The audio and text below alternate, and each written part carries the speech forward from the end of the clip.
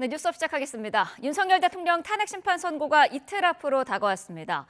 헌법재판관들은 남은 시간 동안 결정문을 다듬는 작업에 집중할 것으로 보입니다. 취재기자 연결해서 알아보겠습니다. 김태원 기자. 네, 헌법재판소입니다. 네, 자 재판관들 선고를 며칠 앞둔 시점에서 사실상 결론을 내렸다고요? 네, 헌재는 모레 오전 11시 헌재 대심 판정에서 윤 대통령 탄핵 심판 결정 선고를 진행합니다. 어제 오전 진행된 평의에서는 국회 탄핵 소추를 받아들일지 여부에 대한 헌법재판관들의 평결이 이루어졌습니다. 여기서 주문과 다수 재판관의 법정 의견까지는 도출이 된 것으로 보입니다. 재판관들은 남은 시간 동안 최종적으로 결정문에 담길 세부 문구를 점검하면서 법정 의견 외에 실을 내용도 조율할 것으로 보입니다. 결정문은 다수 의견과 결론을 달리하는 반대 의견부터 결론엔 동의하면서도 논리나 근거를 달리하는 별개 보충 의견을 각각 실을 수 있습니다. 선고 당일에는 재판관 회의가 별도로 예정돼 있지 않은 것으로 파악된 만큼 늦어도 내일 오후쯤엔 최종적으로 결정문이 확정될 것으로 보입니다. 네, 윤석열 대통령이 출석할지도 관심인데 지금까지 정해진 방침이 있습니까?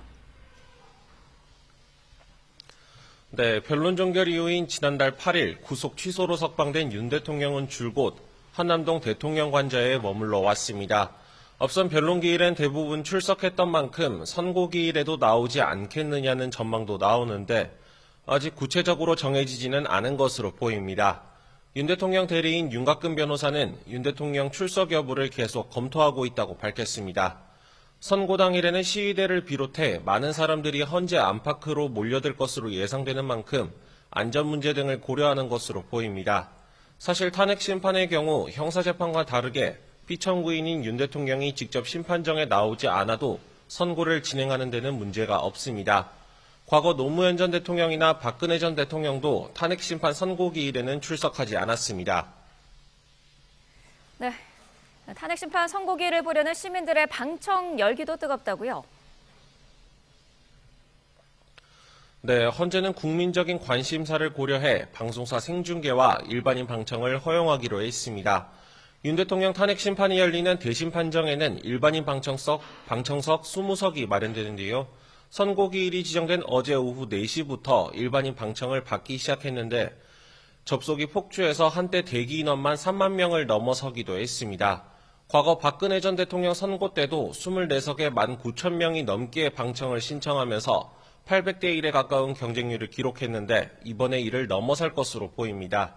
헌재는 내일 오후 5시쯤 신청을 마감하고 추첨을 거쳐 당첨된 시민들에게 절차를 안내할 예정입니다. 선고를 앞두고 헌법재판소 경비도 삼엄할 것 같은데요. 어떤 상황입니까? 네, 저희 취재진이 주변을 둘러봤더니 헌법재판소 차도와 인도 곳곳이 통행이 제한돼 있습니다. 신원이 확인된 인원만 헌법재판소 인근과 경내로 출입할 수 있었는데요. 경찰 버스가 헌법재판소 경내 주변을 완전히 둘러싸고 차벽을 이루고 있었습니다. 경찰은 선고일이 발표되자 헌재 반경 100m를 완전히 비우는 작업을 진행하면서 출입 통제도 강화하겠다고 밝혔습니다. 지금까지 헌법재판소에서 YTN 김태원입니다. 네, 윤석열 대통령 탄핵 찬성과 반대 측의 밤샘 집회도 이어졌습니다. 경찰은 만일의 사태에 대비해 서울 도심 도로 일부 구간을 통제하고 있습니다. 취기자 연결해서 알아보겠습니다. 자, 윤태인 기자 자세한 상황 전해주시죠. 네, 윤석열 대통령 탄핵 심판 선고 기일이 모레 오전 11시로 정해지면서 탄핵 찬성과 반대 측은 모두 밤샘 집회를 열었습니다. 두 곳 모두 헌법재판소 인근에서 철야 집회를 진행하고 있는데 탄핵 찬성 측은 안국역 6번 출구 앞에서 탄핵 반대 측은 안국역 5번 출구 앞에 무대를 갖추고 집회를 이어가고 있습니다. 윤 대통령 탄핵 심판 선고기를 앞두고 탄핵 찬반 측의 집회가 이어지면서 경찰도 안국동 인근 교통 통제에 나섰습니다. 먼저 안국동 사거리에서 안국역 사이에 율곡로 양방향이 전면 통제됐고요. 종묘와 창경궁 앞인 원남동 사거리에서 안국역으로 가는 방면 율곡로도 차량 통행이 막혔습니다.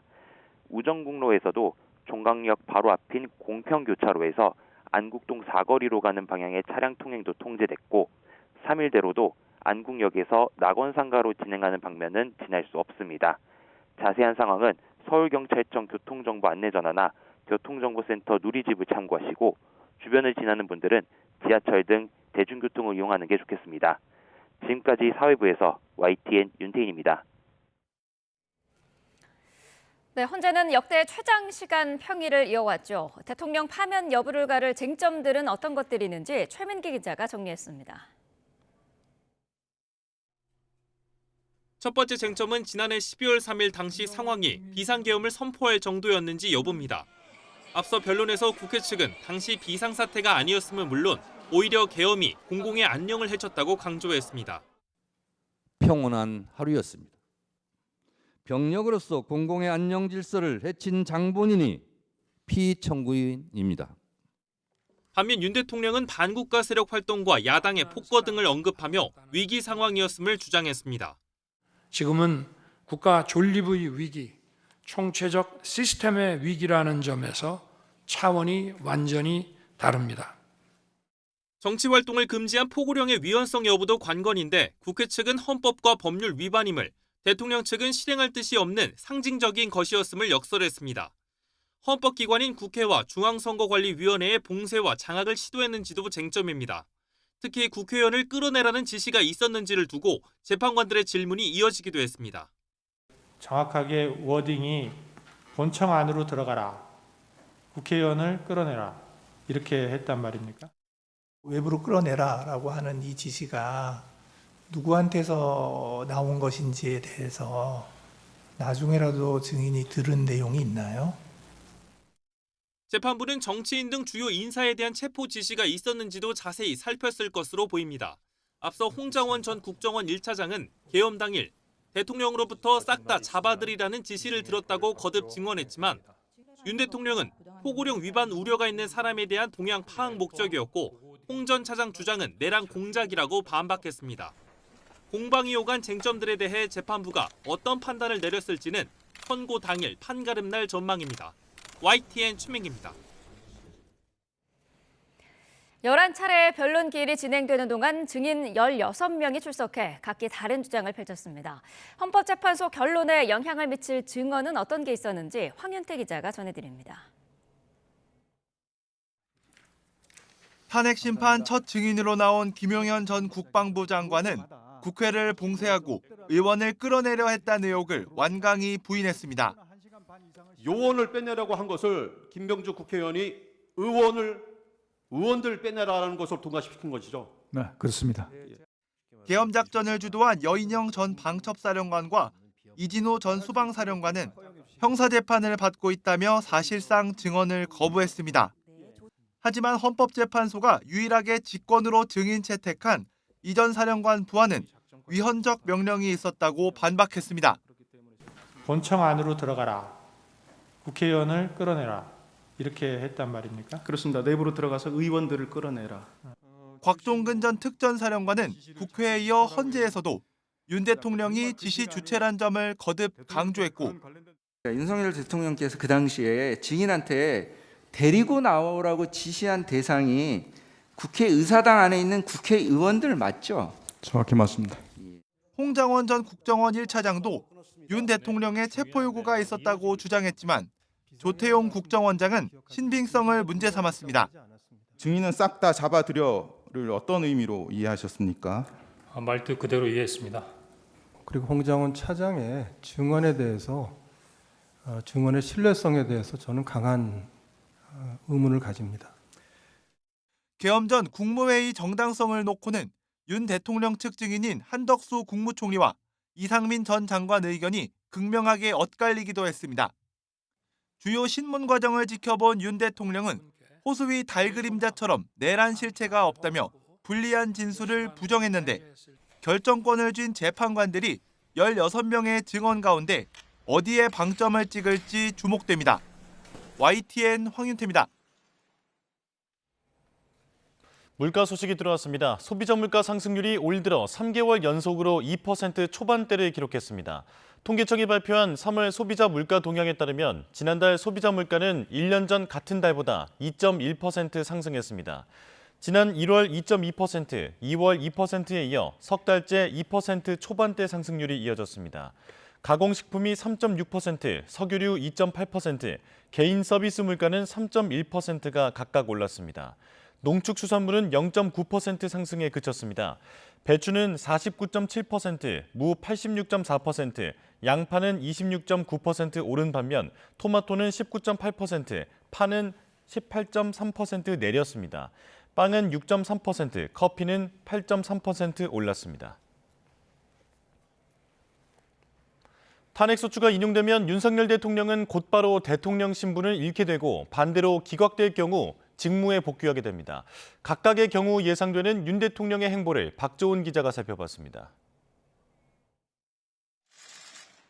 윤석열 대통령은 숨가쁘게 진행된 변론기일에 현직 대통령으로는 처음으로 심판정에 나와 탄핵 사유를 조목조목 반박했습니다.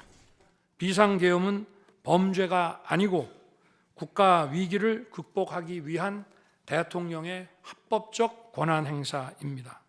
이런 주장에도 헌재가 탄핵 소추를 인용하면 윤 대통령은 박근혜 전 대통령에 이어 8년 만에 헌정 사상 두 번째 대통령 파면이라는 불명예 기록을 쓰게 됩니다. 곧바로 대통령 자리에서 내려오는 만큼 한남동 관저를 김건희 여사와 함께 떠나게 됩니다. 경호 점검을 마치는 대로 서초동 사저로 돌아가 불구속 상태, 일반인 신분으로 내란죄를 겨냥한 검찰 수사와 재판을 받게 됩니다. 전직 대통령으로서 누릴 수 있는 혜택은 신변 보호를 위한 경호와 경비로 제한됩니다. 전직 대통령에게 지원되는 예우는 파면과 함께 박탈돼 연금과 사무실, 보좌진 지원도 없고 사후 국립묘지 안장도 불가능합니다. 반면 탄핵소추가 기각되거나 각하되면 사정은 크게 달라집니다. 윤 대통령은 신분 유지는 물론 곧바로 직무에 복귀하게 되고 사실상 개점 휴업 상태였던 대통령실 시스템도 정상 가동됩니다. 당장 대국민 담화나 기자회견 등을 통해 복귀 일성을 밝힐 것으로 전망되는데 극도로 분열된 전국을 감안해 국내 정치보다는 미국 트럼프 행정부 정책 대응 등 외교 안보 현안에 우선 집중할 것으로 관측됩니다. 또 헌재 최후 변론에서 약속한 개헌이나 정치 개혁과 관련한 청사진을 제시하는 데도 본격 착수할 것으로 전망됩니다. YTN 박조은입니다. 선고 기일이 정해지자 국민의힘은 공정한 심판을 기대한다며 대통령 직무 복귀에 기대감을 내비쳤습니다. 어떤 결론이 나오든 승복하겠다는 의지도 거듭 강조했는데 야당에게도 원하는 결과가 아니어도 받아들이겠다는 약속을 하라며 압박했습니다. 김철희 기자입니다. 헌법재판소가 오는 4일 윤 대통령 탄핵 심판 선고를 내리기로 확정하자 국민의힘은 늦었지만 다행이라며 환영했습니다. 야당이 재탄핵에 국무위원 줄탄핵 가능성까지 거론한 상황에서 기일이 지정된 덕에 헌법적 불안정 상태가 해소됐다는 겁니다. 헌법재판소가 한 분 한 분이 이 국익을 고려하고 또 아주 중립적이고 공정하게 결정을 내려주시기를 기대합니다. 어떤 결론이 나올 거로 보느냐는 질문엔 당연히 기각을 희망한다고 답하긴 했지만 어떤 결정이든 받아들이겠다며 승복 의지를 재차 부각했습니다. 또 야당을 향해선 헌재를 협박하고 시민을 선동할 게 아니라 승복 약속부터 내놓아야 하는 거 아니냐며 날을 세웠습니다. 심지어 일부 의원들은 판결 선고 전에 불복 선언까지 한 바가 있습니다. 당장 중단해 주기 바랍니다. 여권 유력주자 대부분도 헌재 결정 승복의 필요성에 한 목소리로 공감한 가운데 정치권이 승복이 가능한 분위기를 만드는 데 앞장서고 분열과 갈등을 치유하는 과정에 중심 역할을 해야 한다는 조언도 잇따랐습니다. 예상보다 늦어진 선고 기일 지정을 두고 당내 일부에선 기대 섞인 전망도 나옵니다. 헌법재판을 인민재판으로 끌고 가는 등 야당 폭주가 선을 넘었다고 판단한 헌재가 전격적으로 기일을 정했고 여당에 유리한 결과가 나올 거란 취지입니다. 여권 내부적으론 3월 내에 선고가 나왔다면 탄핵 인용 결정이 나왔을 거란 관측이 많았습니다. 하지만 헌재 선고가 지연되며 재판관들 간 이견이 팽팽해 좁혀지지 않았을 거란 분석이 우세해졌는데 당 지도부는 일단 차분하게 결과를 기다리겠다는 입장입니다. YTN 김철입니다. 더불어민주당은 마침내 헌법재판소가 국민의 기다림에 응답했다며 윤 대통령 선고 기일 지정에 기대감을 드러냈습니다. 지금의 내란 사태를 종식할 최고의 결정은 파면뿐이라고 주장하면서 만장일치 탄핵 인용 선고를 자신했습니다. 정인용 기자입니다. 국회 탄핵소추위원인 민주당 정청래 법제사법위원장은 헌법재판소로부터 윤 대통령 선고 기일을 통지받고 즉각 자신의 SNS를 통해 알렸습니다.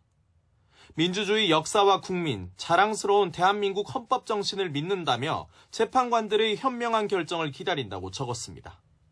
민주당은 넉 달에 걸친 국민의 기다림에 헌재가 응답했다며 주권자인 국민의사를 무겁게 받들어달라고 공식 입장을 밝혔습니다. 헌법재판소가 내란 수괴 윤석열 파면을 통해 민주공화국 대한민국의 국채와 국헌을 수호하는 단호한 의지를 보여줄 것이라 믿습니다. 만장일치 탄핵 인용을 확신한다고도 밝힌 민주당은 의원 전원이 선고일까지 국회 경내에 비상대기하면서 천막 당사가 있는 광화문에서 탄핵 여론전도 최대치로 끌어올린다는 방침입니다.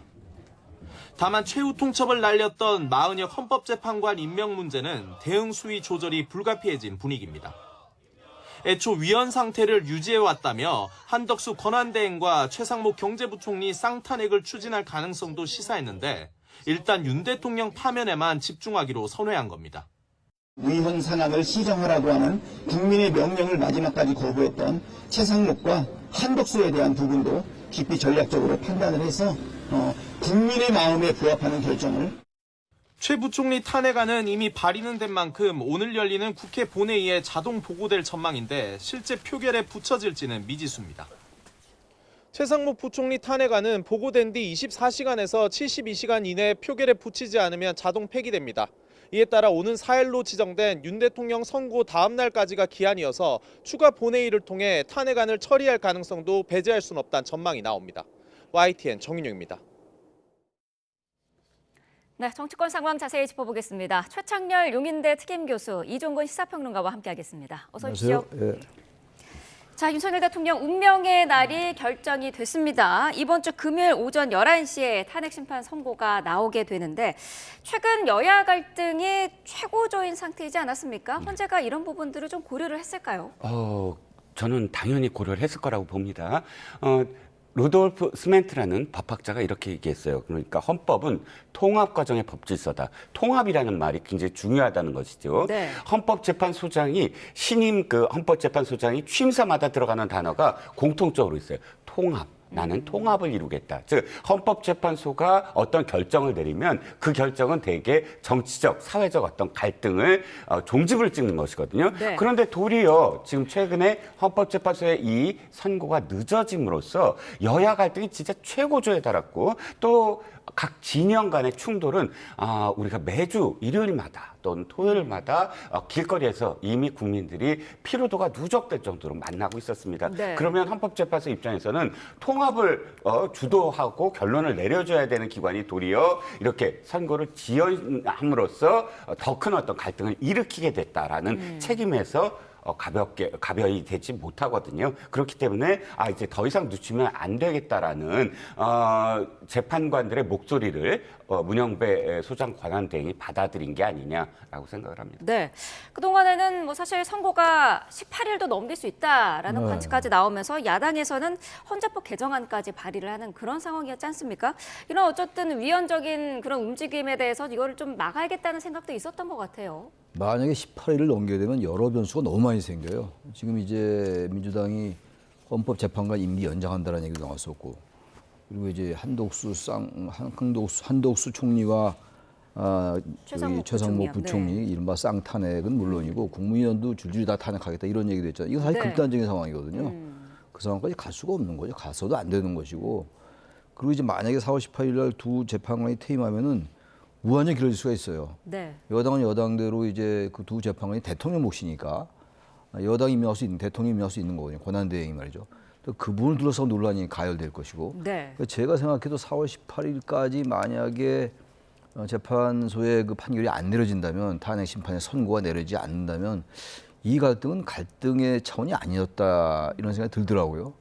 정말로 그래서 그저께 제가 내일이나 모레가 이제 오늘 내일인데 그때까지 지정이 안 되면 네. 날짜가 고지 또는 공지가 안 되면 말이죠. 선고 기일이 이건 참 큰 문제다라고 생각했는데 다행히 했어요. 네. 어제 이제 공지를 했는데 헌재가 여러 가지 고려했을 겁니다. 그리고 특히 탄핵 사건이 많았어요. 이진수 방통위원장도 있었고 최재해 감사원장 등 검사 3명도 있었고 한덕수 총리의 탄핵 선고도 있었고 기각이 됐습니다만 네. 여러 그 사건들이 많이 있었기 때문에 그런 물리적인 부분도 있었던 것 같고 절차적인 쟁점에 대해서 계속 제기가 됐던 게 사실이었잖아요. 네. 피고인 신문조서 같은 걸 왜 증거를 채택했느냐 문제부터 내란죄 철회 문제, 그 피청구인의 어떤 반대 신문 제한하는 거 이런 것들에 대해 부단하게 이제 대통령 측에서 문제를 제기해 왔어요.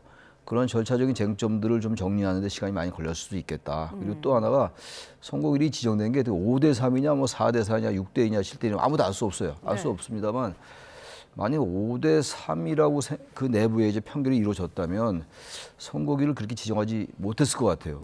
이게 무슨 말씀이냐면 5대 3인데 만약에 마흔여 후보자가 들어오면 마흔여 후보자는 이른바 지금 뭐 좌파라고 그런 거 아니에요? 이제 국민의힘의 측의 말에 의하면 그렇다면은 6대 3이 될 수 있는데 5대 3이 돼서 만약에 기각된다 하면은 이게 정당성 문제가 또 제기될 수 있기 때문에 네. 나름 내부적으로 정리된 것이 아닌가 그런 느낌도 들어요. 뭐 알 수는 없어요. 그야말로 모레 이제 11시 반쯤 11시나 12시 사이에 알게 되겠죠. 모레 오전에. 그때 네. 가봐야지 알겠습니다만 그런 나름대로의 추측 같은 거 그런 할 수 있을 것 같긴 합니다. 네. 네. 평의 기간이 상당히 길었기 때문에 아무래도 전원일치는 않을 가능성이 높을 것이다 이런 관측이 있더라고요. 네, 평의 기간도 평의 기간이지만 저는 헌법재판소가 이렇게 아예 어떤 성격을 드러내는 재판관들이 그런 어떤 선고를 계속할 줄은 몰랐어요. 이번이 확실히 드러내고 있거든요. 기억하시겠지만 언제부터냐면 이진수 방통위원장 시절에 4대 4가 됐습니다. 자, 거기서부터 출발을 해요. 네. 이 4명은 어떤 일이 있더라도 어떤 방향으로 할 거다. 이런 식의 4대 4 구도였어요. 그런데 그 다음에도 비슷한 어떤 결론이 계속 나옵니다. 물론 전원 일치가 되는 어떤 상황들이 계속 이어지지만 예를 들어서 최재해 감사원장 때나 혹은 마흔여 권한쟁의 심판 결과 때나 두 가지 다 별개 의견이 있었어요. 네. 별개 의견이 3명씩 있었습니다. 5대 3, 5대 3. 그런데 공교롭게도 최재해 감사원장 시절에는 우리가 진보라는 그런 헌법재판관 이 3명이 고스란히 별개 의견을 냈고 또 거꾸로 지금 그 마흔여 권한쟁의 심판 때는 보수 성향이라는 헌법재판관이 3명이 또 똘똘 뭉쳐서 별개 의견이 돼버렸어요. 네. 이러다 보니까 어느 정도 어떤 절충이라든지 우리가 성향을 드러내지 않고 국민의 통합을 위해서 전원일치로 가야 되는 거 아니냐. 전원일치긴 하지만 그런데도 불구하고 이렇게 별개 의견이라든지 혹은 또 그 결과를 부딪히면서 딱 4대 4 나온다든지 하는 흐름을 봤을 때 이번에도 역시 그런 것들을 드러내겠다. 드러내도 나의 어떤 소신을 드러내겠다라고 하는 사람들이 분명히 있는 게 아니냐. 그리고 한 번이라도 크로스보팅이 없었다는 거예요. 우리가 성향이라고 생각하는 어떤 이쪽 보수 성향에서 어떤 결과는 진보 쪽에 어떤 표결을 내거나 이런 결과가 없었다는 거죠. 네. 그래서 그 유명한 존 로버츠 미국 연방 대법원장이 이런 얘기를 한 적이 있어요. 미국 연방 대법관은 오바마 대법관도 아니고 트럼프 대법관도 아니다. 미국의 연방 대법관이다. 이 소리는 보수나 진보냐라고 재단하지 마라. 국민과 법리를 위해서 한다. 이렇게 얘기가 되는데 네. 최근의 어떤 최근의 결과는 성향을 너무 드러내고 있다. 이번에도 그래서 그 성향이 드러날 가능성이 높다라고 생각합니다. 교수님께서는 어떤 의견이신가요? 재판관들의 어떤 정치적인 성향이 드러난다라고 말씀을 하셨는데. 성향이 드러난다라는 게 어떤 의미인지 정확히 모르겠어요. 우리 이종훈 평론가가 어떤 의미로 말씀하시는 건지 모르겠는데 6대2 또는 7대1로 해서 기각각하 얘기를 분명히 하는 걸 말씀하시는 건지 아니면은 전원 일치에 이제 인용 결정을 내리면서 그러나 박근혜 전 대통령은 보충 의견이었어요. 그때 별개 의견이 아니라 정확하게 보충 의견을 냈었어요. 그 당시 이제 재판관이 냈었는데 그걸 말씀하시는 건 모르겠는데 제가 볼 땐 말이죠. 나름대로 어떤 별개가 될지 보충이 될지 의견이 나오긴 나올 것 같아요. 네. 근데 그게 보충 의견이나 별개 의견이 나온다는 게 기각이나 각하를 의미하는 건 다른 거죠. 지난번 박근혜 전 대통령의 경우가 그런 거예요. 제가 말씀드렸습니다만 인용을 하면서도 나름대로의 어떤 그 세월호 관련된 발언도 했었고 그런 얘기를 했단 말이에요. 그런 걸 이제 보충 의견이라고 얘기하는 거예요. 그러니까 기각 각하의 소수 의견하고는 다른 거죠. 네. 그런 가능성이 저는 있다고 봅니다. 워낙 이제 심리 기간도 길었고 말이죠. 길었고 워낙 뭐 양측의 그 지금 진영 간의 극단적인 대결 구도가 상당히 임계점까지 갔어요, 사실은. 네. 이게 뭐 그야말로 양쪽에 어떤 조금이라도 말이죠 공통 집합을 찾을 수 있는 상황이 아니었고 그렇다면 재판관들도 그런 게 좀 반영이 되지 않겠는가 여론 같은 것들이 그렇다면 별개나 보충 의견이 나올 수 있는데 네. 그렇다 하더라도 이게 지금 이진수 방통위원장이나 한덕수 총리 이제 기각됐을 때 이때하고 상당히 다른 거거든요. 박근혜 전 대통령 때는 피청구인의 법 위반 행위가 헌법 질서에 미치는 부정 효과와 파괴 효과가 워낙 크기 때문에 피청구인을 파면함으로써 얻는 헌법소의 이익이 압도적으로 크다. 이게 중요한 내용이었어요. 그리고 네. 난 다음에 피청구인 대통령 박근혜를 파면한다. 이렇게 나왔던 게 2017년도 3월 10일 그 선고였는데 네. 이 부분이 기각각하에 대한 의견이 좀 다르다 하더라도 저는 전체적으로 전원 일치로 나올 가능성이 여전히 있다. 네. 뭐 알 수 없겠습니다만 저는 그렇게 추측을 해봅니다. 예. 네. 마은혁 후보자는 결국 임명이 되지 못한 상태로 이제 헌재가 결론을 내리게 됐는데 사실 박근혜 전 대통령 때도 8인 체제로 결론이 났지 않았습니까?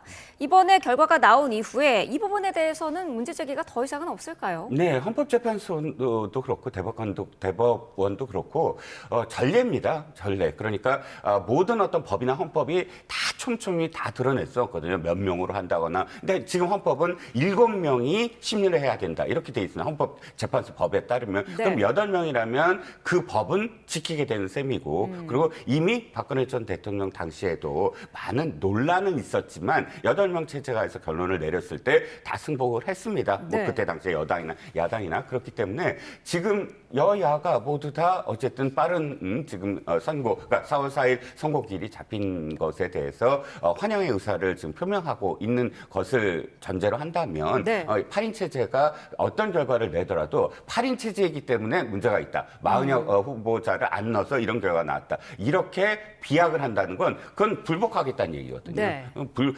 불복을 하겠다면 어떤 이유를 대서라도 사실 불복이 될 겁니다. 그러니까 불복하지 않아야 된다는 거를 전제로 한다면 네. 8인 체제는 저는 이유가 될 수 없다고 봅니다. 네, 여당은 어떤 결론이 나오든 승복할 거라는 입장을 다시 한번 밝혔는데요. 민주당에서는 헌재가 기각 결정을 내리면은 불복해야 한다 이런 의견이 공개적으로 나왔더라고요. 대단히 부적절하죠. 일단 첫 번째는 입장을 확 바꾼 거예요. 네. 최근 들어서 아까 지금 민주당이 국민의힘 몇몇 의원들이나 혹은 일요일마다 탄핵 반대를 하는 집회에 전화기 강사 등을 얼마나 비난을 했습니까?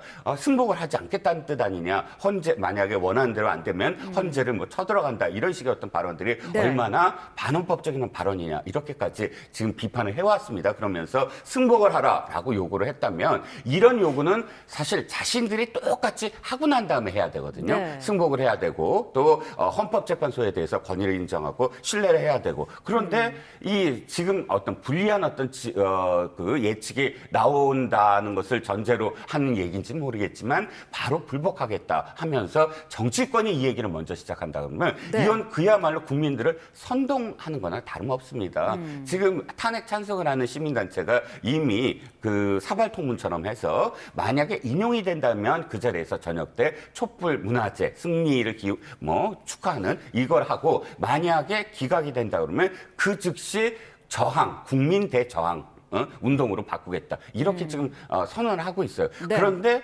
지금 정치권 특히나 민주당이 입장을 바꿔가면서까지 이렇게 선전선동을 한다라는 그런 비판에서 헤어나지 못할 거고 끝내 수권정당임을 포기하는 거 아니냐. 네. 그러니까 지금 안정적인 정말 국정 운영의 한 축으로서의 민주당, 야당이 되기를 국민들이 원한다는 것을 분명히 지금 민주당은 알아야 된다고 생각합니다. 네, 박홍근 의원이 이제 불복 이야기를 한 건데 교수님께서는 어떻게 들으셨나요? 그 얘기는 할 필요가 없다고 생각해요. 하면 안 된다고 생각합니다. 지금 현재 이 상황 속에서 네. 그동안 100여일 동안, 110여일 동안 계속 이 양측에 국민들이 갈라졌던 게 사실이었잖아요. 네. 여론 지형이야 탄핵 찬성이 좀 높았다 하더라도 탄핵 반대하는 집회도 상당했어요. 그 사람들의 생각도 말이죠. 근데 지금 야당인데 야당이 지금 선거를 2, 3일 앞두고 불복이라는 그러한 명시적인 얘기를 한다면 그거는 승복이라는 대전제에 맞지 않아요. 일단 첫째는 뭐냐면 원론적으로 말이죠. 대한민국의 헌정 질서가 유지되는 거는 법치주의가 유지되지 않으면 안 됩니다. 네. 법치주의라는 거는 최고의 사법기구인, 최고의 헌법기구인 헌법재판소의 이 판단을 따르는 수밖에 없어요. 도리가 없어요. 그건 뭐 인용이 되든 기각이 되든 각하가 되든 말이죠. 그건 방법이 없습니다. 만약에 기각, 각하, 인용에 대해서 만약 불복한다면 그건 대한민국 헌정질서 자체 붕괴를 의미하는 거예요. 네. 법치주의의 붕괴를 의미하는 것이고 민주주의의 쇠락을 의미하는 것이기 때문에 저는 그건 적절치 않아요. 그러나 만약에 국민들이 민주당이나 국민의힘이나 다 승복하려 할 겁니다. 승복 안 할 네. 도리가 없죠. 하는데 국민의 양쪽에 탄핵을 반대하시는 분들이나 탄핵을 찬성하는 분들이 이 결정을 도저히 받아들일 수 없다. 라고 해서 이른바 그 시위가 격해지고 그건 전혀 별개의 문제예요. 그러면 안 되겠습니다만 근데 어쨌든 야당의 중진 의원이 말이죠. 과거에 원내대표도 했던 분인데 그런 말 했던 건 그 마음은 알겠는데 명분이 약하다고요. 명분이. 다르게 표현을 하든가 이랬어야지 그걸 명시적으로 저렇게 공식 천명이 된다 이렇게 받아들일 수 없다. 저렇게 할 수 있나요? 일단 헌정 질서가 이렇게 또 무너지는 것이 아니야 이런 식의 얘기를 해서 우회적으로 표현하는 건 몰라도 저렇게 명시적으로 불복이라고 해석될 수 있는 얘기를 한다는 거 네. 저건 아무리 봐도 저거는 적절한 발언이라고 보기는 어렵습니다. 네. 제가 볼 때. 민주당이 추진하고 있는 이른바 쌍탄핵은 보류가 된 분위기입니다. 일단 오늘 본회의에서 최상목 부총리 탄핵안을 보고는 한다는 방침인데 속도는 조절할 것 같죠? 저는 이건 무산될 거라고 봅니다. 네. 무모했잖아요. 솔직히 최상목 권한대행 그때 탄핵한다고 선언할 때도 한덕수 권한대행의 선고가 얼마 남지 않았어요. 다 예고돼 있는 어떤 상황이기 때문에 한덕수 권한대행이 돌아오게 된다면 사실 의미가 실익도 없고 의미도 없고 명분도 없고 실리도 없는 상황인데도 불구하고 지금 가져가는데 지금 똑같이 윤 대통령의 선고가 지금 결정이 돼 있는 상황에서 한덕수 권한대행까지 탄핵을 한다. 윤 대통령이 만약에 돌아온다고 하면 돌아온들 안 돌아온들 탄핵은 불가능해져요. 돌아온다고 하더라도 돌아온다면 그냥 권한대행이 없어지므로 네. 탄핵할 이유가 없어지는 거잖아요. 그다음에 안 돌아온다고 한다면 그야말로 60일 동안 이제 선거를 관리해야 될 사람 그리고 안정적으로 60일을 그야말로 외교라든지 경제정책이라든지 이런 것들을 펼쳐나갈 사람이 필요해요. 확실하게 안 돌아온다고 한다면. 그런데 거기에 쌍탄핵을 해서 국가를 흔든다? 그건 아마도 지금의 어떤 선언 내지는 어떤 정치 보복 심리 이렇게 비춰질 거예요. 저는 무모했기 때문에 무산될 거라고 생각을 합니다. 네. 윤석열 대통령은 계속해서 지금 목소리를 내지 않고 있는 그런 상황인데 이 시점에 대통령이 저자로 이름을 올린 책이 출간이 됐습니다. 근데 여기 대해서 여권 관계자가 대통령이 직접 참여하지는 않았고 심평 변호사가 내는 책인데 대통령 탄핵 심판 최후 변론의 내용을 실었기 때문에 저자의 그 이름을 올린 것 같다. 이렇게 지금 이야기를 하더라고요. 여기에 대해서 지금 민주당은 적절치 않다라는 그런 비판의 목소리를 내고 있는데요. 지금 그런 게 크게 전 문제가 되지 않는다고 생각해요. 그거 정치적인 하나의 행위라고 좀 봅니다. 윤 대통령이 직접 저술하지 않았습니다만 최후 변론의 내용이 담겼다면 심평 변호사가 워낙 대통령을 계속 옹호하고 두둔했던 분이니까 네. 저자 이름 올리는 게 그렇게 큰 문제겠어요 지금? 저는 그런 문제는 한 번쯤에 민주당도 논평이나 원급으로 지날 거예요. 그걸 가지고 지금 쟁점화시키는 문제는 아닌 것이고 지금 방금 말씀했습니다만 한덕수 총리나 최상목 부총리에 대한 탄핵은 의미가 전혀 없어졌어요. 이종훈 평론가 잘 설명하신 것처럼 대통령 돌아오거나 기각되거나 둘 중에 하나인데 그건 아무런 의미가 없잖아요. 이 한덕수 총리를 탄핵하겠다는 건 뭐였어요? 마흔여 후보자 임명 안 한다는 거였잖아요. 근데 임명하고 안 하고 이미 내일 모레 판단이 끝나는데 아무런 의미가 없기 때문에 그 자체가 정치로 그냥 무효로 가는 것이다. 아마 민주당도 그렇게 알 겁니다. 그래서 그건 더 이상 쟁점화될 이유도 없고 쟁점이 되지도 않을 겁니다. 아마. 자, 헌재 주변에는 벌써 긴장감이 감돌고 있습니다. 인근 100m를 진공 상태로 만드는 작업이 이미 어제부터 이제 시작이 됐고요. 선거 당일에는 가포 비상도 발령이 되는데 그럼에도 불구하고 물리적 충돌 우려가 상당히 높은 그런 상황이죠. 그렇습니다. 왜 진공 상태로 이렇게까지 만들어야 되느냐라는 건 8년 전에 우리가 아픔이 있었잖아요. 8년 전에 박근혜 대통령의 인용 결정이 나오자마자 박근혜 대통령을 지지하는 지지자들이 헌법재판소에 담을 넘다가 스피커에 부딪혀서 한 분이 사망을 하고 또 압사하고 하면서 총 4분이 그때 사실 그런 어떤 결과가 나왔습니다. 그리고 많은 부상자들이 나왔고요. 그렇기 때문에 그걸 되풀이하지 말아야 된다라는 또 이 최근에 서부지법 폭동 사태까지 우리가 겪었기 때문에 경찰들로서는 더욱더 엄중한 그런 그 대응을 해야 될 겁니다. 겁니다. 그런데 이 모든 것들이 사실 책임은 정치권에 있다고 봅니다. 네. 아까 그 박홍근 원내대표 말씀 한 번 더 드리면 이렇게 얘기해야 돼요. 정치권은 절대 승복한다.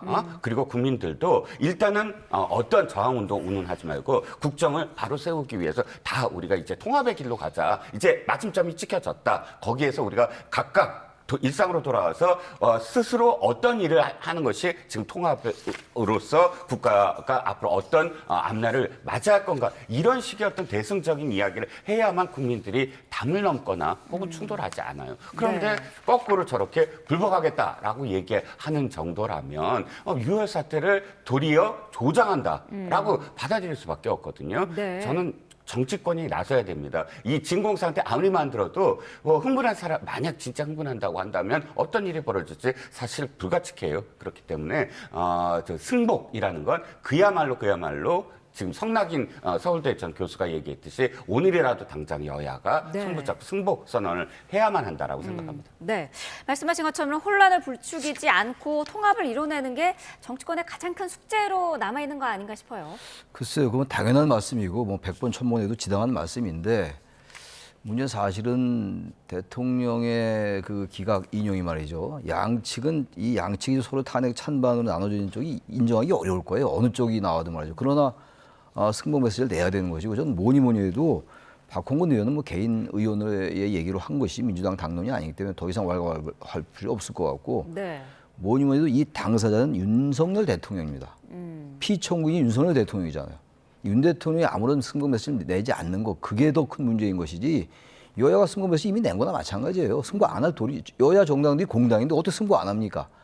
문제 국민들의 문제예요. 국민들의 문제인데 국민들이 승복하게 하기 위해서 여야가 승복 메시지 내야 된다는 건데 거기 가장 핵심 인사가 윤 대통령입니다.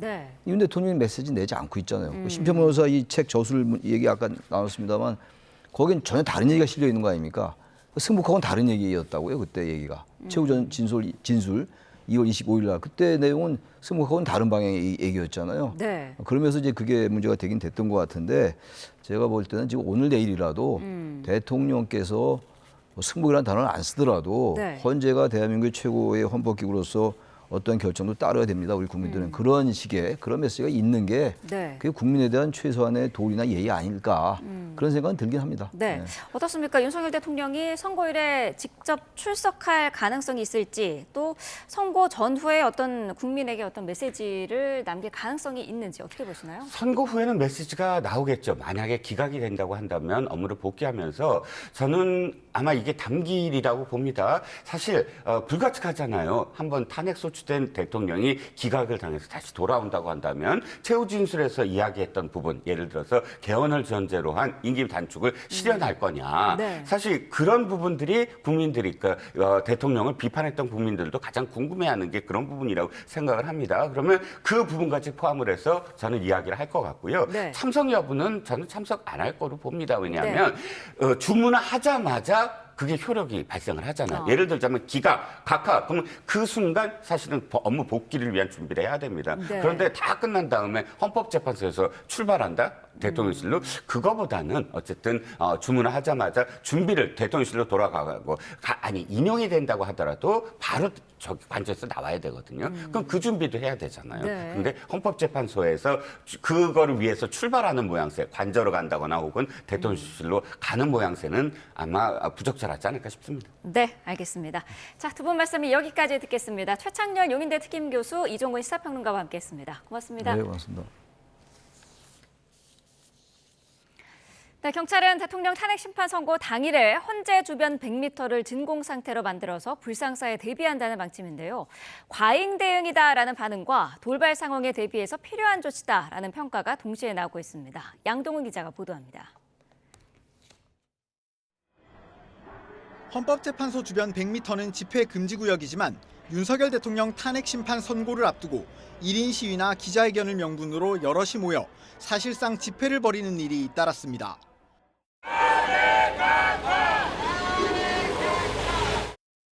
헌재 앞에서 기자회견하던 국회의원들에게 달걀이 날아들기도 했습니다. 이후 경찰은 헌재 건너편에 모여있던 윤 대통령 지지자들을 강제 퇴거 조치했습니다. 몇 번 얘기하는 거예요 지금? 빨리 나요. 탄핵 선고일이 발표되면 경찰은 헌재 반경 100m를 완전히 비우는 이른바 진공 상태로 만들기 위해 헌재 앞에 남아있는 지지자들도 모두 퇴거시키고 출입 통제도 강화할 방침입니다. 박현수 서울경찰청장 직무대리는 이런 원칙은 모두에게 해당한다며 기자회견을 위해 헌재를 찾고 있는 국회의원들도 예외가 될 수 없다고 밝혔습니다.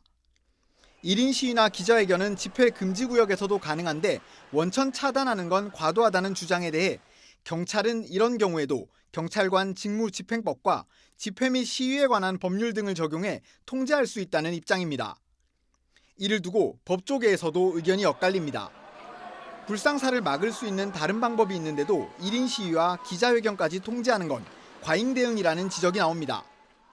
위험한 물건이 될 만한 이런 것들을 검문 검색을 통해서 제거를 하는 것만으로도 효과가 있을 수가 있고요. 과잉 금지 원칙에 조금 위배되는 경찰 측의 계획이 아닌가. 반면 박근혜 전 대통령 탄핵 선고 때 다수의 사상자가 나온 선례와 최근의 엄중한 상황을 고려하면 필요한 조치라는 의견도 있습니다. 기본권 제한의 근거가 헌법에도 있고 그리고 집시법과 경찰관 직무집행법에도 근거가 있고요. 굉장히 위험한 상황이 초래될 우려가 있기 때문에 근거로는 좀 충분하다고 이렇게 판단이 됩니다. 탄핵 선고 전후로 탄핵 찬반 양측 시위가 더 과격해질 우려가 나오는 가운데 경찰은 통제구역 밖에서도 충돌 예방과 질서 관리 등에 힘쓴다는 방침입니다. YTN 양동훈입니다. 네, 선고 당일 헌법재판소 인근 학교 11곳은 임시로 문을 닫기로 했습니다. 선고 결과에 따라 집회가 폭력적으로 변해 학생 안전을 위협할 수 있다는 판단에 내려진 결정입니다. 백종규 기자입니다. 서울시 교육청은 윤석열 대통령 탄핵 심판 선고 당일 헌법재판소 인근 학교에 학생 안전을 지키는 방안을 고민해 왔습니다. 당일에는 아무래도 학교 개교가 좀 어려울지도 몰라서 휴업 조치 등 임시 휴업 조치 등 여러 가지 방안을 강구하고 있고. 탄핵 심판 선고일이 오는 4일로 결정되자 서울시 교육청은 이날 인근 학교 11곳의 문을 임시로 닫기로 했습니다. 탄핵 찬반 집회 참가자들이 헌재로 한꺼번에 몰릴 것을 우려해 내린 결정입니다. 또 전날인 3일에도 8개 학교가 임시 휴업하고 중앙중과 중앙고, 대동세무고 등 3곳은 단축 수업을 하기로 했습니다. 돌봄이 필요한 초등학교와 유치원 어린이들은 근처 어린이 도서관과 유아교육진흥원 등에서 긴급 돌봄을 실시할 예정입니다. 탄핵 선고 전후로 윤 대통령 지지자들이 서울 한남동 대통령 관저 인근에 집결할 것에 대비해 한남초와 한남초등학교 병설유치원은 4일과 7일을 임시 휴업일로 정했습니다. 선고 이틀 전부터 선고 다음 날까지는 헌재 인근 학교 주변 안전대책도 강화됩니다. 서울시 교육청은 통합안전대책반을 구성해 2인 1조로 학교 주요 통학로를 점검하고 긴급 상황이 발생하면 학생들을 안전한 장소로 대피하도록 유도할 계획입니다. YTN 백종규입니다. 트럼프 대통령의 상호 관세 발표를 하루 앞두고 백악관은 내일 발표 즉시 효력이 발휘될 거라고 밝혔습니다. 여전히 세부 내용이 베일에 쌓인 가운데 블룸버그는 한국의 세율이 16%로 주요국 가운데 가장 낮을 거라는 추산을 내놨습니다. 워싱턴에서 권준기 특파원입니다. 백악관은 트럼프 대통령이 백악관 앞뜰에서 상호 관세를 직접 발표할 계획이라고 밝혔습니다. 관세 효력은 발표 즉시 발휘될 예정이라며 미국 해방의 날이 될 거라고 강조했습니다. They're not going to be wrong. It is going to work, and we are focused on restoring the golden age of America and making America a manufacturing superpower. And again, Peter, I would point you to the investments that have already trickled into this country. 거의 모든 수입품에 20% 단일 세율을 적용할 거란 보도가 나왔지만 백악관은 확인하지 않았습니다. 트럼프 대통령이 막판까지 최종안을 다듬고 있다며 세부 사항은 공개할 수 없다고 말했습니다. He's with his trade and tariff team right now, perfecting it to make sure this is a perfect deal for the American people and the American worker. 블룸버그는 관세와 비관세 장벽 등을 합산해 각국의 상호 관세 세율을 추산했습니다. 한국은 16%로 주요 15개국 가운데 가장 낮을 것으로 내다봤습니다. FTA로 관세가 거의 없고 비관세 장벽도 상대적으로 약하다는 점이 고려된 추정치입니다. 상호관세 발표를 앞두고 중국은 단호한 반격을 경고했고 유럽연합도 보복에 나설 강력한 계획이 있다고 강조했습니다. 반면 멕시코는 미국이 원하는 범죄자를 넘기겠다며 범죄인 인도를 관세 협상에 활용할 뜻을 내비쳤습니다. 뉴욕타임스는 최근 한중일 경제통상장관 회의를 언급하며 세 나라가 트럼프 관세에 공동 대응할 움직임을 보이고 있다고 전했습니다. 워싱턴에서 YTN 권중규입니다. 트럼프 행정부의 상호 관세 발표를 하루 앞두고 그동안 논의된 것과 다른 내용의 관세가 나올 수 있다고 월스트리트 저널이 보도했습니다. 신문은 트럼프 행정부가 최근까지 고려한 20% 보편 관세 부과와 국가별 다른 세율을 적용하는 상호 관세가 아닌 세 번째 선택지를 준비하고 있다고 전했습니다.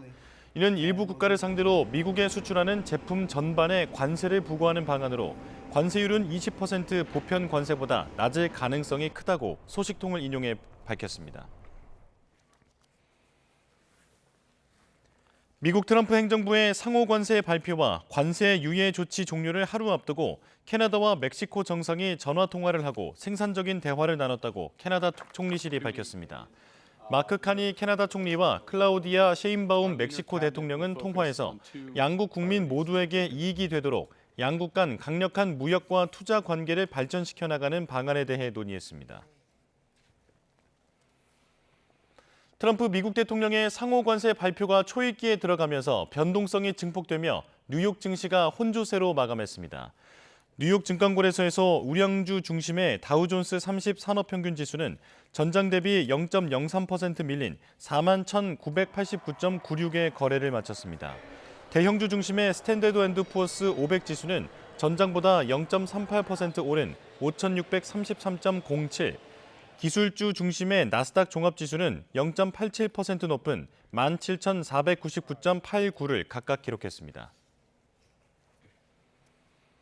댄 케인 미 합참의장 후보자가 북한의 핵 능력이 주목할 만한 진전을 이뤄 미국 본토와 동맹국을 위협하고 있다고 평가했습니다. 북한의 위협이 커지는 만큼 주한미군 감축에 대해서는 부정적인 인식을 내비쳤습니다. 워싱턴 홍상희 특파원입니다. 미 상원 청문회에서 댄 케인 미 합참의장 지명자는 러시아와 중국, 이란과 함께 북한의 현재 시각을 언급하며 핵 위협을 강조했습니다. And 10:48 p.m. in Pyongyang. As we sit here now, our nation faces an unprecedented rising global risk. Global nuclear threats are on the rise and deterrence is paramount. 케인 후보자는 북한이 지난 2021년 5개년 국방력 개발 계획을 통해 핵 능력에서 주목할 만한 진전을 이뤘다고 평가했습니다. 그러면서 주일 주한미군 전력 감축이 미칠 영향을 묻자 북한의 장거리 미사일과 핵 프로그램이 즉각적인 안보 도전이라고 답했습니다. 북한의 위협이 커진 만큼 주한미군 감축에 부정적인 의견을 내비친 겁니다. 다만 인준되면 주일 주한미군 규모를 평가해 트럼프 대통령에게 권고안을 제출하겠다고 밝혔습니다. 케인 후보자는 북한이 이미 미국 본토를 공격할 수 있는 미사일을 시험했고 우크라이나전 참전 등 러시아와의 협력으로 미국에 대한 위협을 키울 것이라고 평가했습니다. 북핵과 미사일 방어를 위해서는 한국 측과도 긴밀히 협력해 방어 능력을 강화하겠다고 말했습니다. We must invest in the deterrence side of our nuclear triad, and if confirmed, I look to work with the incredible leadership at STRATCOM. 케인 후보자는 또 한미일 3국 안보 협력을 지지한다며 합참 의장으로 인준되면 프리덤 엣지 등 한미일 군사 협력을 계속할 것이라고 밝혔습니다. 워싱턴에서 YTN 홍상입니다. 한국이 트럼프 미국 행정부와 동맹을 강화하기 위해 미국 미사일 방어와 해군력 강화에 협력해야 한다는 제안이 미국 싱크탱크에서 나왔습니다. 패트릭 크로닌 허드슨 연구소 아시아태평양 안보석좌는 한미 동맹을 위한 다음 단계라는 제목의 보고서에서 10가지 방안을 내놓으며 이같이 밝혔습니다. 크로닌 석좌는 한미가 차세대 다중 미사일 방어 체계를 공동 개발하기 위해 트럼프의 미사일 방어망 구상인 골든돔 협의체를 구성하라고 제안했습니다. 사드가 논란이 됐던 과거와 달리 지금은 북한의 고조된 위협으로 큰 반발이 없을 거라며 한국형 미사일 방어 체계를 강화하고 그 노력을 골든돔 구상과 연동할 것을 주문했습니다. 밤사이 부산의 한 고속도로에서 차량 석 대가 연달아 부딪혀 4명이 병원으로 옮겨졌습니다. 만취 상태의 운전자가 화물차를 들이받는 등 곳곳에서 교통사고가 잇따랐는데요. 사건 사고 손효정 기자가 보도합니다. 1차로를 달리던 택시가 가로로 멈춰선 SUV 차량을 미처 발견하지 못하고 그대로 들이받습니다. 그 옆으로는 또 다른 승용차가 멈춰서 있습니다. 어젯밤 11시쯤 남해 고속도로 제2지선 가락 나들목 서부산 방향에서 차량 석 대가 연쇄 추돌했습니다. 승용차가 가드레일을 들이받은 뒤 뒤따라오던 차들이 잇따라 추돌하면서 운전자와 택시 탑승객 등 4명이 다쳐 병원으로 옮겨졌습니다. 경찰은 음주 사고는 아닌 거로 보고 사고 경위를 조사하고 있습니다. 오늘 새벽 0시쯤엔 서해안 고속도로 서서울 요금소 근처를 달리던 승용차가 무게 계측을 위해 정차해 있던 7.5톤 화물차를 들이받았습니다. 조수석 부분 등 승용차 차체가 크게 찌그러졌지만 운전자 30대 남성 A씨를 포함해 다친 사람은 없었습니다.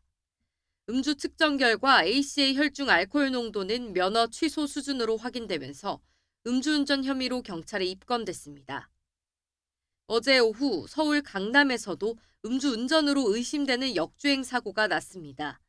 일방통행 골목길을 거꾸로 달리던 승용차가 마주오던 차들과 충돌하며 멈추다 서기를 반복하자 결국 시민들이 경찰과 함께 달아나려던 운전자를 붙잡았습니다.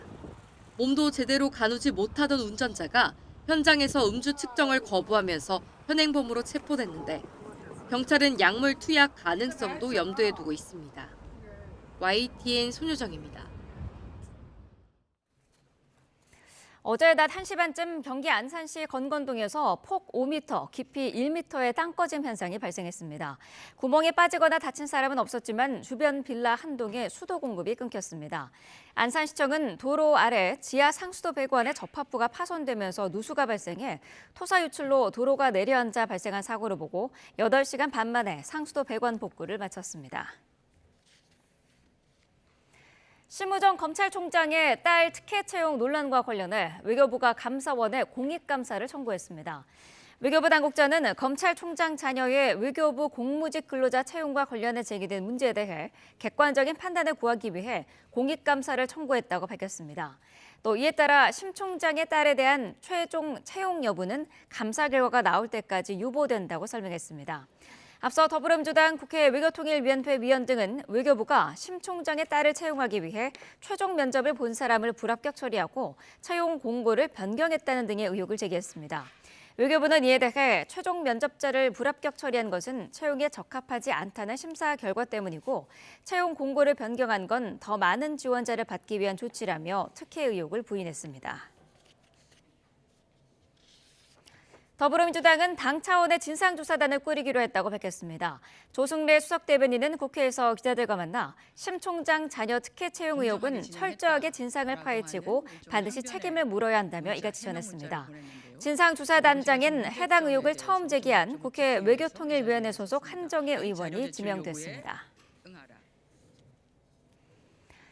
정부가 정한 데드라인까지 돌아온 의대생은 모두 96.9%로 집계됐습니다. 전체 40개 학교 가운데 35개 학교는 전원 복귀했지만 인제대 의대 학생 370명은 복귀하지 않겠다고 선언했습니다. 염혜연 기자입니다. 정부가 복귀 시한으로 정한 지난달 31일까지 전국의 40개 의대 학생 복귀율은 96.9%를 기록했습니다. 35개 학교는 학생 전원이 돌아왔고 경상국립대와 아주대, 연세대, 서울과 원주 캠퍼스에선 일부 학생만 이탈했습니다.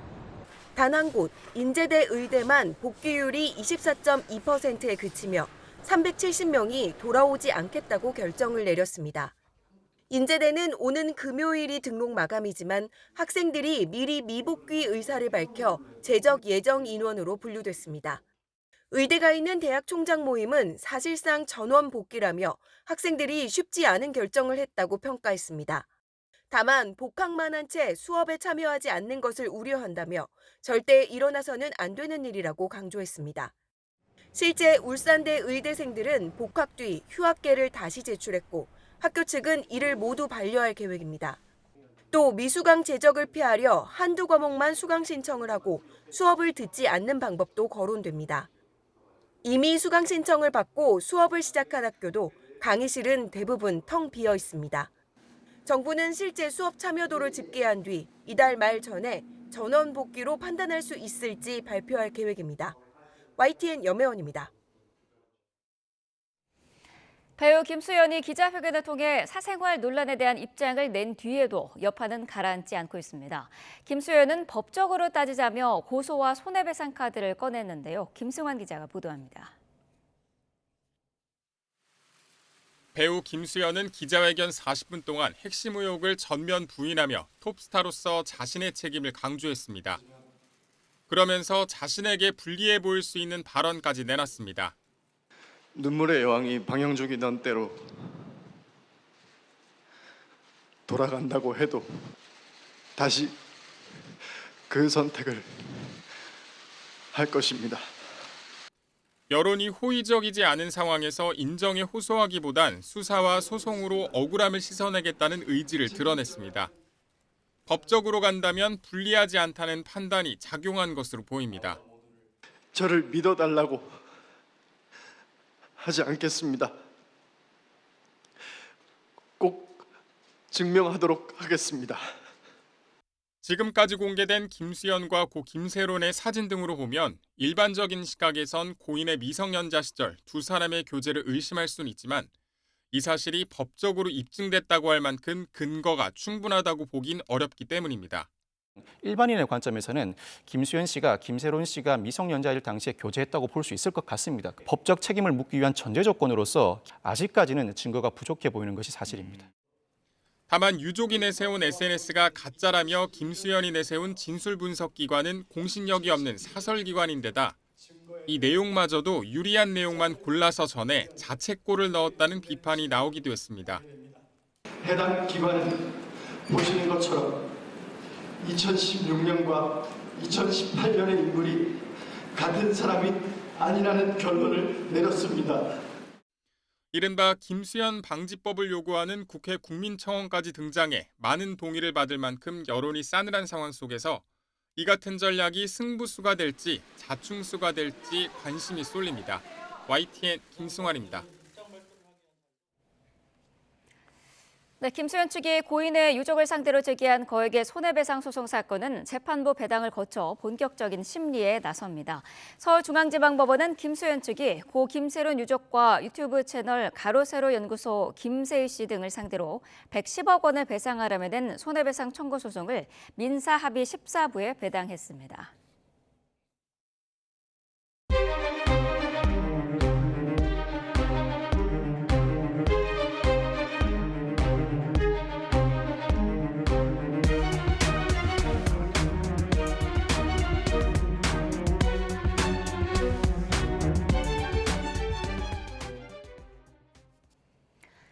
윤석열 대통령 탄핵 심판 선고가 이틀 앞으로 다가왔습니다. 헌법재판관들은 남은 시간 동안 결정문을 다듬는 작업에 집중할 것으로 보입니다. 현재 취재기자 연결하겠습니다. 김태원 기자. 네, 헌법재판소입니다. 네, 자 재판관들 선고를 며칠 앞둔 시점에서 사실상 결론을 내렸다고요? 네, 헌재는 모레 오전 11시 헌재 대심 판정에서 윤 대통령 탄핵 심판 결정 선고를 진행합니다. 어제 오전 진행된 평의에서는 국회 탄핵 소추를 받아들일지 여부에 대한 헌법재판관들의 편결이 이뤄졌습니다. 여기서 주문과 다수 재판관들의 법정 의견까지는 도출된 것으로 보입니다. 재판관들은 남은 시간 동안 최종적으로 결정문에 담길 세부 문구를 점검하면서 법정 의견 외에 실을 내용도 조율할 것으로 보입니다. 결정문엔 다수 의견과 결론을 다르게 하는 반대 의견부터 결론엔 동의하면서도 논리나 근거를 달리하는 별개 보충 의견을 각각 실을 수 있습니다. 선고 당일에는 재판관 회의가 별도로 예정돼 있지는 않은 것으로 파악된 만큼 늦어도 내일 오후쯤엔 최종 결정문이 확정될 것으로 보입니다. 네, 윤 대통령이 기일에 출석할지 관심인데 정해진 방침이 있습니까? 네, 변론 종결 이후인 지난달 8일 구속 취소로 석방된 윤 대통령은 줄곧 한남동 대통령 관저에 머물러 왔습니다. 앞선 변론기일에는 대부분 출석했던 만큼 선고기일에도 나오지 않겠느냐는 전망도 나오는데 아직 구체적으로 정해지진 않은 것으로 보입니다. 윤 대통령 대리인 윤곽근 변호사는 윤 대통령 출석 여부를 검토하고 있다고 밝혔는데요. 선고 당일엔 시위대를 비롯해 많은 사람이 헌재 안팎으로 몰려들 것으로 예상되는 만큼 안전 문제 등을 고려하는 것으로 보입니다. 사실 탄핵 심판의 경우 형사재판과는 다르게 피청구인인 윤 대통령이 직접 심판정에 나오지 않아도 선고 진행에는 문제가 없습니다. 과거 노무현 전 대통령이나 박근혜 전 대통령도 탄핵 심판 선고기일에 출석하지는 않았습니다. 네, 탄핵 심판 선고기일을 보려는 시민들의 방청 신청도 이어졌다고요? 네, 헌재는 국민적 관심사를 고려해 방송 생중계와 일반인 방청을 허용하기로 했습니다. 윤 대통령 탄핵 심판이 열리는 대심 판정에는 일반인 방청석 20석이 마련되는데요. 선고기일이 지정된 어제 오후 4시부터 일반인 방청 신청을 받기 시작했는데 접속이 폭주하면서 한때 대기 인원만 8만 명을 넘어서기도 했습니다. 과거 박근혜 전 대통령 선고 때도 24석에 19,000명이 넘게 방청을 신청하면서 800대 1에 가까운 경쟁률을 기록했는데 이번엔 이를 넘어설 것으로 예상됩니다. 헌재는 내일 오후 5시쯤 신청을 마감하고 추첨을 거쳐 당첨된 시민들에게 절차를 안내할 예정입니다. 네, 선거를 앞두고 경비도 삼엄할 것 같은데요. 주변 상황 어떻습니까?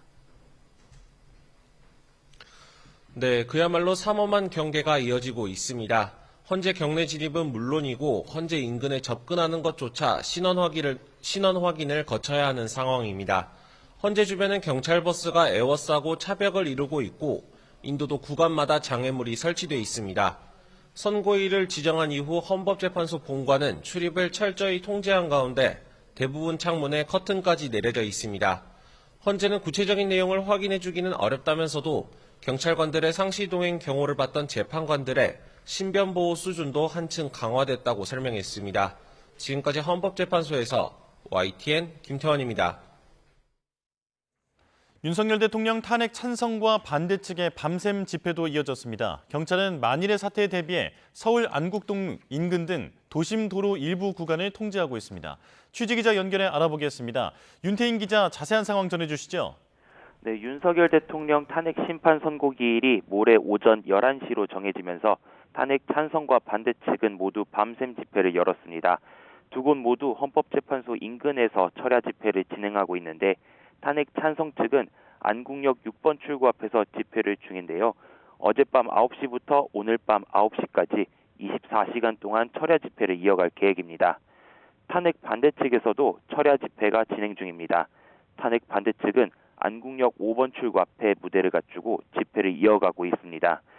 윤 대통령 탄핵 심판 선고기일을 앞두고 탄핵 찬반 측의 집회가 이어지면서 경찰도 서울 안국동 인근 교통통제에 나섰습니다. 먼저 헌법재판소 바로 인근인 제동초등학교와 북촌로에서 안국역 사이 구간은 양방향이 차량 통행이 불가능합니다. 안국동 사거리에서 안국역 사이에 율곡로 양방향이 전면 통제됐고요. 종묘와 청경궁 앞인 원남동 사거리에서 광화문 방향인 안국역으로 가는 방면 율곡로도 차량 통행이 막혔습니다.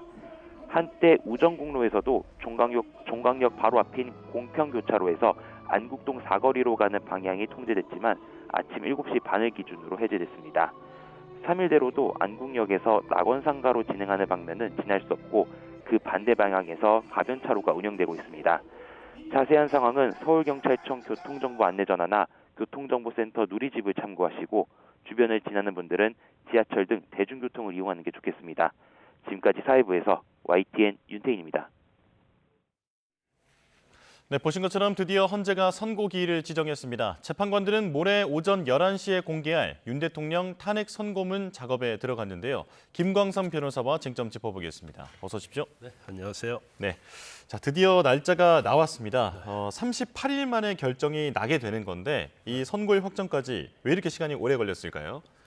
일단 뭐 헌재에서는 이제 처음부터 신속하게 심판을 하겠다 그랬었잖아요. 그런데 결과적으로 보면 변론 자체는 굉장히 빨리 진행이 됐는데 이제 선고가 이제 35일이나 걸렸어요. 예. 이제는 이제 노무현 전 대통령이랄지 이제 박근혜 전 대통령과 비교해 보면 어떻게 보면 이제 15일 이상 훨씬 더 걸렸다 이렇게 볼 수가 있을 것 같습니다.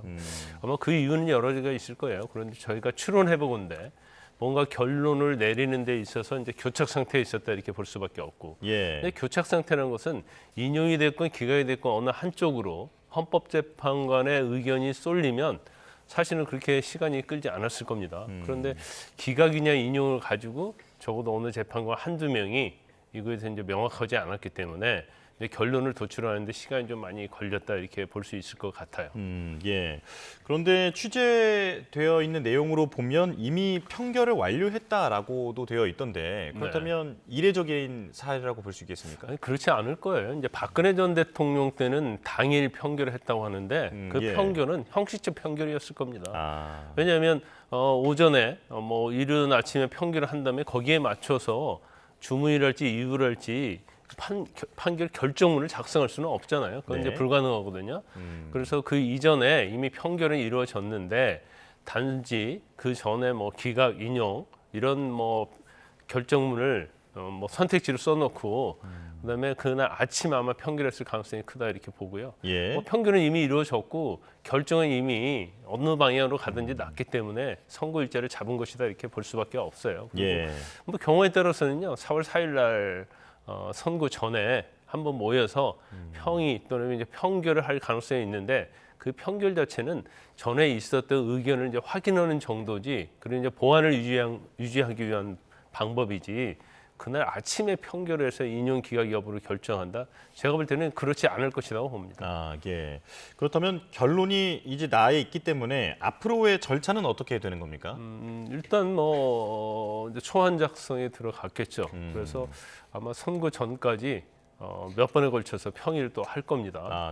그래서 거기에서 이제 주문이랄지 이제 이유에 있어서도 뭐 소수 의견, 개별 의견, 뭐 다수 의견 이렇게 나눠지지 않겠어요? 그러면 거기에 대한 이제 근거랄지 판단이랄지 이런 걸 적시하기 때문에 그걸 이제 다듬는 과정에 있을 것이다 이렇게 봅니다. 자, 선고 기일이 잡히고 나서 찬반 집회가 더욱 더 이제 세를 결집하는 모습이 나타나고 있습니다. 자, 선고일을 대비해서 경찰과 행정기관도 발빠르게 대비를 하고 있는데 어떤 부분을 좀 신경을 써야 할까요? 일단 이제 우리가 이제 박근혜 전 대통령 때를 반민교사 삼아야 할 것 같습니다. 그때도 경찰차를 막 탈취하고요, 사망자도 4명이나 나왔고 또 다친 사람들이 굉장히 많았어요. 그래서 그 당시에 이제 경찰이 제대로 대응했느냐, 이제 그 부분에 대해서 또 책임 문제 있을 수 있었거든요. 근데 이번에는 뭐 박근혜 전 대통령보다도 훨씬 더 이제 찬반이 엄청나게 나눠져 있기 때문에 오히려 이 결과에 따라서는 더욱더 이제 충돌 가능성이 많다. 그리고 불상사가 일어날 가능성이 크기 때문에 이제 경찰도 100m 이내에 이제 차벽 등을 설치해서 진공 상태를 만든다는 거잖아요. 근데 100m뿐만 아니라 뭐 300m, 그다음에 역 주위 이런 데를 거의 진공 상태로 차벽을 설치할 가능성이 크다 이렇게 봅니다. 아마 그렇게 결정을 한 것 같아요. 그리고 가포 비상령을 내려서 이제 전 경찰을 이제 다 동원한다는 거고요. 거의 한 2만여 명 정도가 이제 서울에서 이 안전을 위해서 배치가 될 것으로 보입니다. 자, 그런가 하면 이 헌법재판소의 낭독 순서로 결론을 미리 좀 볼 수 있다 이런 얘기도 있는데 선고 요지를 읽은 뒤에 주문을 읽는다 혹은 주문부터 읽고 나서 나중에 요지를 설명한다. 이 두 가지는 어떻게 다른 겁니까? 그 이제 헌법 실무 제요라는 책에 나와 있는 내용이고요. 사실 이제 그대로 이전에는 뭐 상당히 적용을 했습니다. 그런데 이런 거죠. 이제 근데 이거 자체가 주문을 먼저 낭독하느냐 아니면 마지막에 낭독하느냐 이것은 이제 전원일치냐 아니냐 때의 문제예요. 그래서 일단 뭐 그냥 과거의 선례에 비춰 보면 이후부터 쭉 낭독한다고 하면 뭐 결과적으로 끝은 전원일치로 끝날 것이고 처음부터 주문을 낭독을 하게 되면 이제 전원일치가 아니다라는 거죠. 근데 이번 윤 대통령에 대한 탄핵 심판 사건은 전원일치 가능성이 그렇게 많지 않기 때문에 이 뭐 앞에 주문을 낭독하냐 뒤에 주문을 낭독하냐 이거 자체가 의미가 없을 수도 있다. 뭐 경우에 따라서는 뭐 전원일치가 나올 수도 있겠죠. 예. 그렇지만 지금으로 보면 이제 가능성은 그렇게 많지 않아 보입니다. 아, 네. 전원일치의 가능성은 개인적으로는 좀 낮게 보신다라는 말씀이신데요. 그렇다면 소수 의견이 담길 가능성이 있다라고 보시는 걸까요? 저는 가능성이 충분히 있다고 봅니다. 네. 특히 우리가 한덕수 권한대행의 탄핵 심판 결정을 보면 뭐 기각, 각하, 인용 굉장히 다양했지 않습니까? 그러면 그 안에 이제 재판관들이 절차를 중시하는 재판관이 있는 거고요.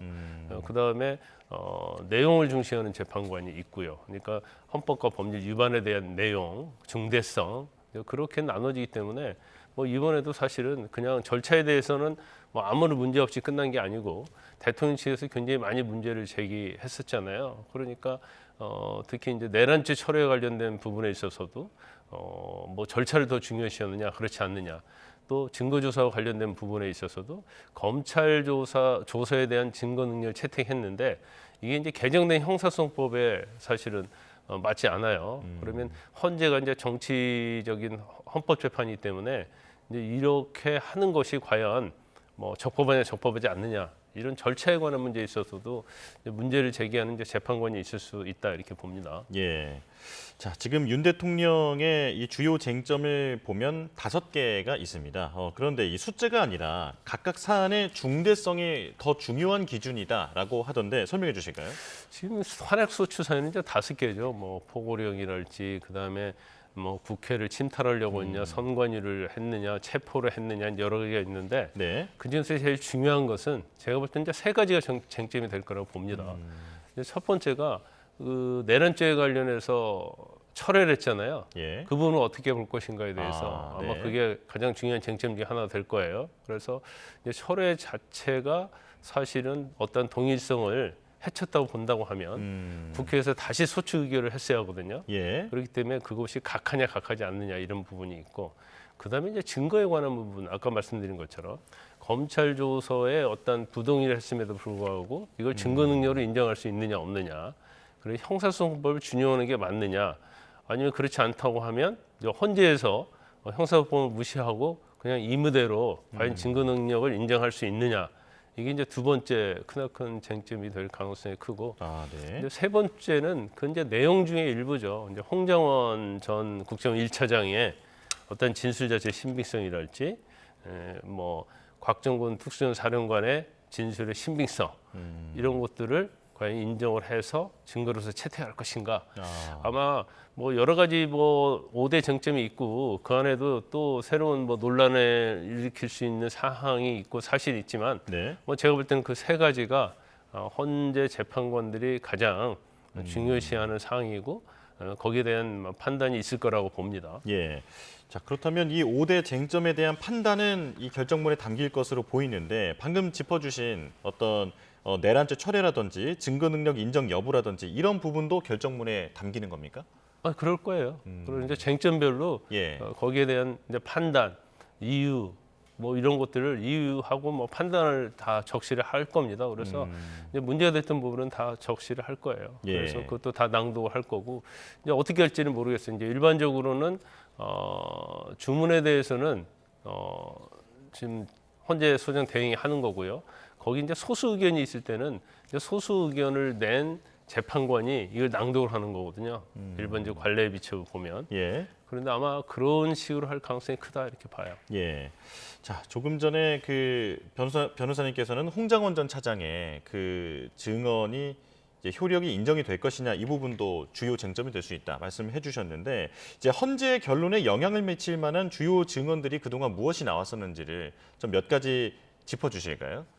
아니 근데 뭐 16명 나왔잖아요. 증인이. 근데 이제 제일 중요한 것은 이제 곽종근하고 그다음에 아까 말씀드린 홍장원. 그 증언 자체가 이제 이전부터 굉장히 논란이 많이 됐잖아요. 그래서 이제 그런 부분 그리고 이제 중요한 것 중에 하나가 이제 국무회의 자체가 실질적으로 비상계엄에 대해 회의를 거쳤느냐 이 부분이에요. 왜냐하면 국무회의를 제대로 하지 않았다고 한다면 이제 비상계엄엔 절차적 결함이 되는 거거든요. 그래서 아마 이제 그 부분도 중요한 쟁점이 될 겁니다. 예. 자, 그리고 윤 대통령이 이번에 선고 기일에 직접 출석할지 여부도 관심인데 이건 어떻게 전망하십니까? 일단 아직 이제 결정을 안 했다고 하고 있죠. 그런데 저는 이제 개인적 생각으로는 뭐 출석을 하지 않는 게 뭐 제가 볼 때는 맞다, 바람직하다 이렇게 봅니다. 그 이유는 이제 여러 가지가 있지만 이제 첫 번째로는 선고예요, 선고. 선고는 헌재에서 그냥 일방적으로 파면, 기각, 뭐 이걸 선고하는 거거든요. 대통령이 뭐 의견을 진술한다랄지 뭐 법정에서 할 수 있는 것이 없습니다. 그래서 일방적으로 듣는 거고. 두 번째는 저기에서 만약 기각이 되면 다시 대통령실로 복귀하는 것이고 예. 파면이 되면 이제 일반이 되는 거잖아요.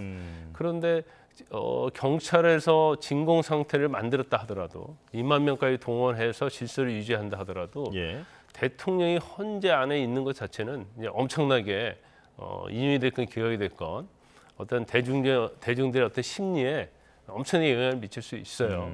그래서 더군다나 지금 경찰 입장에서 보면 대통령이 헌재 안에 있을 때 이제 밖에 외부를 컨트롤하고 통제하는 것이 굉장히 어려울 수 있습니다.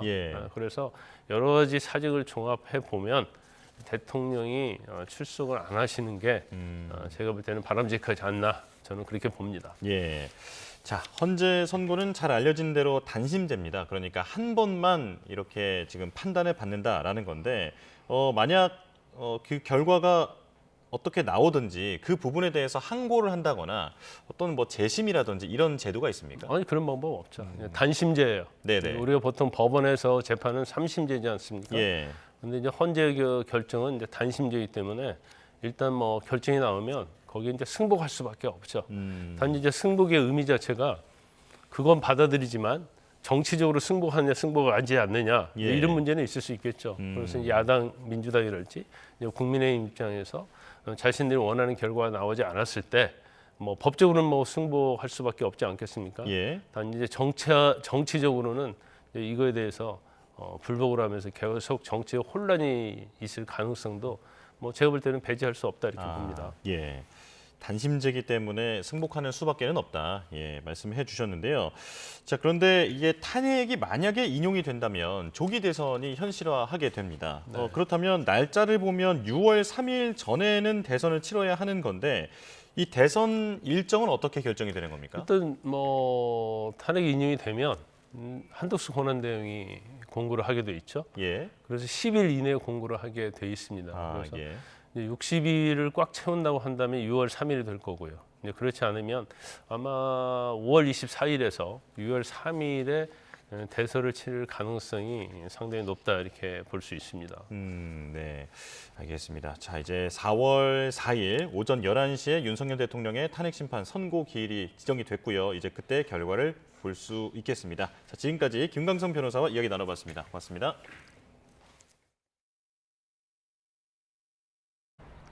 오늘 이맘때 수준의 포근한 봄 날씨가 이어지겠습니다. 쌀쌀함이 감돌았던 출근길을 뒤로하고 날이 빠르게 풀리고 있는데요.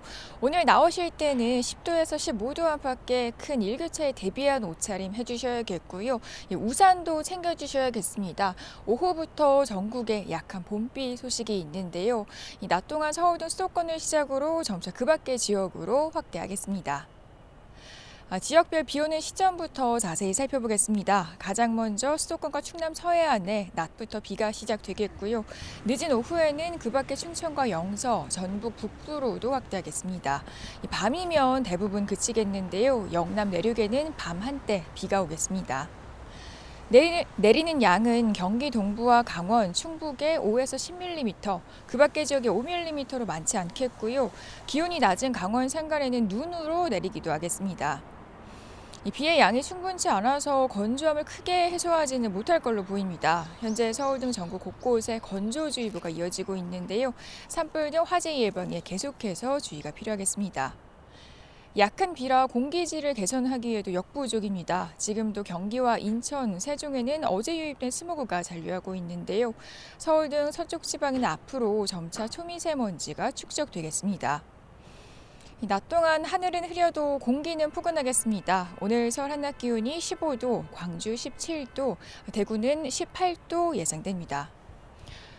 오늘 밤사이 또 한 차례 중국발 스모그가 유입되면서 서울 등 서쪽 지방에서는 내일 대기질이 더 악화하겠습니다. 그리고 주 후반까지도 답답한 공기는 이어질 것으로 보이는데요. 외출하실 때는 미세먼지용 마스크 챙기셔야겠습니다. 지금까지 서울 상암동에서 YTN 고은재입니다. 네, 뉴스업실 순서 마칩니다. 내일 다시 뵙겠습니다. 고맙습니다.